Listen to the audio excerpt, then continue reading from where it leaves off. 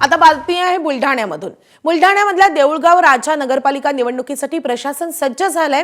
तर शेगावमधील 2, खामगावमधील 4 आणि जळगाव जामोदमधील 3 प्रभागात आज मतदानाची प्रक्रिया पार पडते।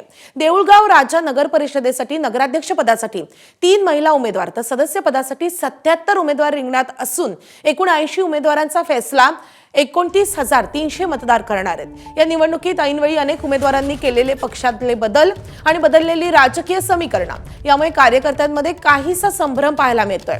देऊळगाव राजा नगर परिषदेची निवडणूक ही अजित पवारांच्या राष्ट्रवादीचे विद्यमान आमदार मनोज कायंदे आणि माजी मंत्री आणि शरद पवारांच्या राष्ट्रवादीचे नेते डॉक्टर राजेंद्र शिंगणे यांच्यासाठी प्रतिष्ठेची बनली आहे।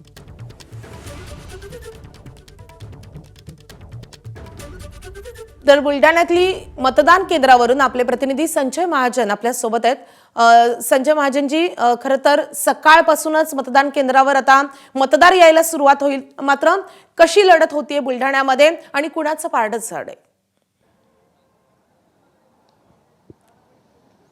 नक्कीच माधवी, आपण जर का बघितलं तर न्यायालयाच्या विलंबाने, थोड्या विलंबाने का होईना पण ही निवडणूक होती आणि ही निवडणूक आता न्यायालयाच्या विलंबाने जरी थोडी होत आहे तरी चुरशीची होत आहे। खरं तर बुलढाणा जिल्ह्यात देऊळगाव राजा नगर परिषदेची निवडणूक आहे। यासह खामगावमध्ये 5 प्रभागात, शेगावमध्ये 2 प्रभागात आणि जळगाव जामोदमध्ये 3 प्रभागात आज ही निवडणूक होत आहे। थोड्याच वेळात आता मतदानाला सुरुवातही होणार आहे।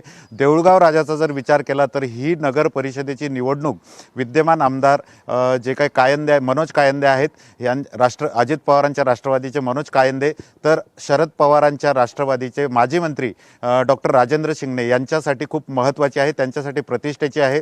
यासह यात तिसरा उमेदवार जो आहे तो शिंदेंच्या शिवसेनेचा आहे, त्यामुळे ही तिहेरी लढत होत आहे। तर या ठिकाणी सरळ लढत जी आहे ती 2 राष्ट्रवादीमध्ये होत आहे। देऊळगाव राजा नगर परिषदेसाठी खरं तर यंदा इतिहासात पहिल्यांदाच एवढे उमेदवार आहेत, जवळपास 80 उमेदवार आहेत, ज्यात की 3 महिला या नगराध्यक्ष पदाच्या उमेदवार आहेत, तर 77 उमेदवार हे नगरसेवक पदासाठी आहे।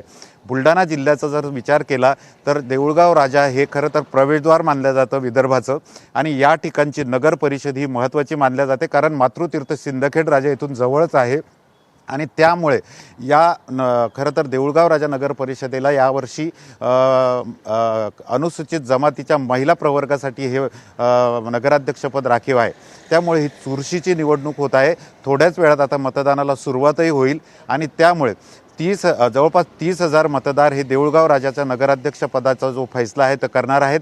याशिवाय जवळपास 28 नगरसेवकांचा फैसलाही हे 30,000 मतदार करतील।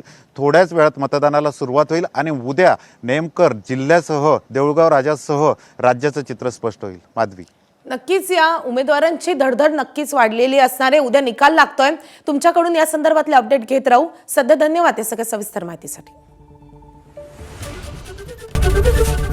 एबीपी माझा, उघडा डोळे बघा नीट।